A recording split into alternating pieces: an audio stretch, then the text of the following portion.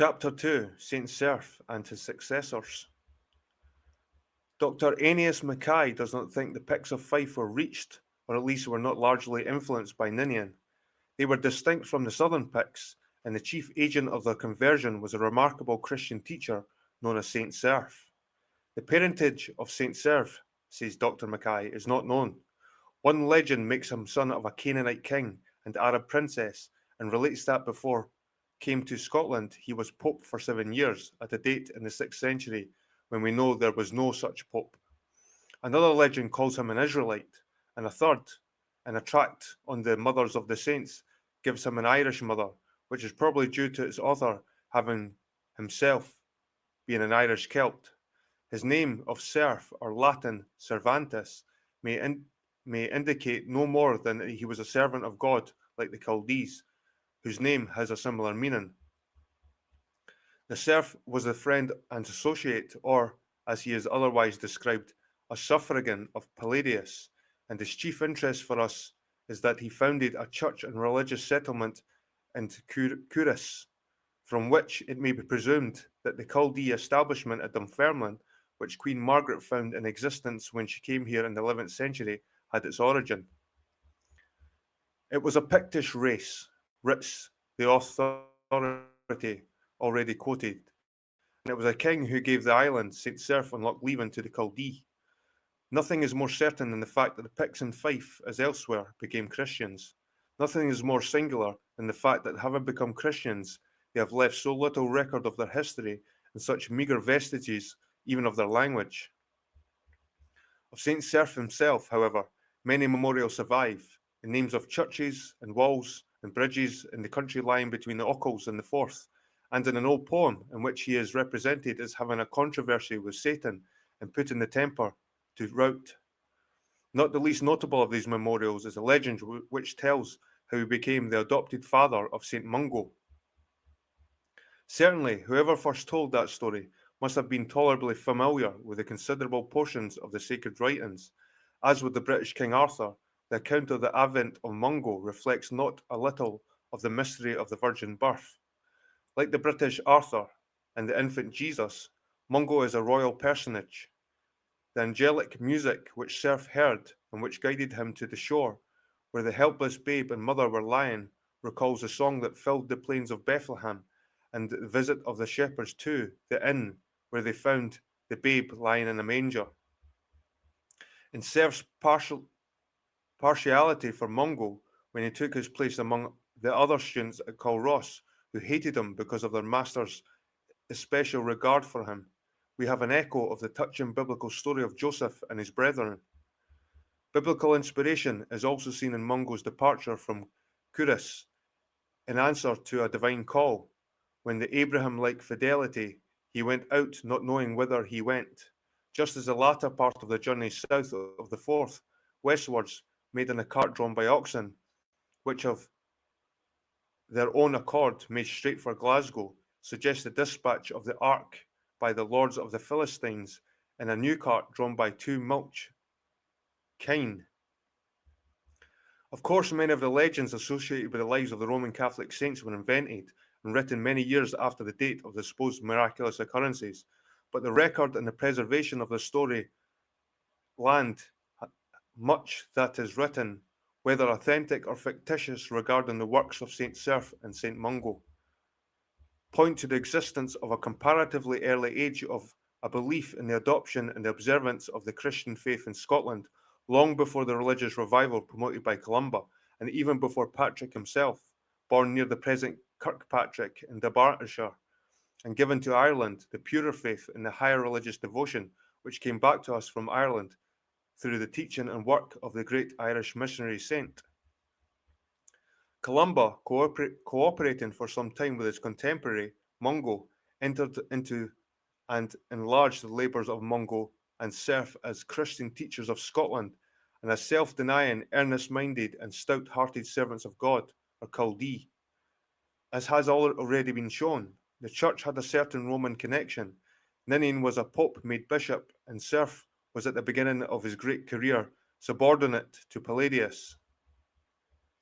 Subserviency to Rome was never, however, a marked feature of the Culdee Church, and the influences of the Columba's masterful character probably emphasised the independence of the Scottish Christians, far removed as they were from the seat of the spiritual head of Christendom and from the supervision of the Roman authorities. Under the guidance largely of the austere and ascetic Columba, whose ideal of religious life and service reflected the character of the prophet Elijah or of John the Baptist, and who, while indifferent to worldly wealth, strove to establish a spiritual supremacy over nobles and kings and secular governments, an ecclesiastical organization came into existence and lasted for several centuries, an organization which is neither episcopal nor Presbyterian, but primarily and distinctively monastic. These worshippers and servants of God were content to live in cells. The religious settlements, like their fare and their dress, were poor and humble. Their communities generally consisted of 13 monks, including an abbot, an imitation of the first apostolic college, with Christ for its head and master. There were no territorial bishops or sees. The missionary monks, under the authority of the abbot, as and to secular affairs, retained to themselves the power of ordaining to ecclesiastical service and a certain equality of power. Columba never made himself a bishop, yet he seems to have exercised an autocratic power derived from personal authority due to his learning, his devotion, and his supposed possession of miraculous endowments as special marks of the divine favour. His authority was for similar reasons felt by the chiefs and nobles and sovereigns with whom he came in contact, as the evangelization of the north of England and Wales, as well as of Scotland, was prosecuted under his direction. He was a man whom neither priest nor sovereign could easily withstand. With regard to the observance of Easter and the tonsure, he marked out a course in conflict with the directions of the Church of Rome. Resolute, willful, austere as regards the observance of religious duties alike by himself, the clergy, the rulers, and the people, he yet was a man of warm affections, and he grappled his friends to his soul with hoops of steel. Angelic in appearance, says his first biographer, Adam Annan, graceful in speech, holy in work, with talents of the highest order, and consummate prudence, he lived during 34 years, an island soldier. He never could spend the space, even of 1 hour, without study or prayer or writing, or some other holy occupation. So incessantly was he engaged night and day in the unwearying exercises of fasting and watching that the burden of each of these austerities would seem beyond the power of all human endurance. And still, in all these he was beloved by all, for a holy joy ever beaming on his face revealed the joy of gladness with which the Holy Spirit filled his inmost soul. Dr. Hodgkin, in his Political History of England, quotes Bede's testimony to the purity and nobility of these Culdee teachers in the days of their greatest activity and influence to this effect. At the time, the religious habit was held in great veneration, so that wheresoever cleric or monk appeared, he was joyfully welcomed by all as the servant of God. Those who met with him on the road with bent necks rejoiced to receive the blessings of his lips or of his extended hand. They listened eagerly to his words of exhortation. The priests and clerics of the day had no care for anything else but preaching, baptizing the sick, in a word, for the salvation of souls. So utterly were they delivered from the poison of avarice that not one of them would receive lands or presents even for the buildings of monasteries unless absolutely compelled to do so by secular rulers. Dr. Hodgkins attributes greater importance to this eloquent panegyric by Bede because of that eminent churchman's loyalty to Rome and abhorrence to the Celtic Easter.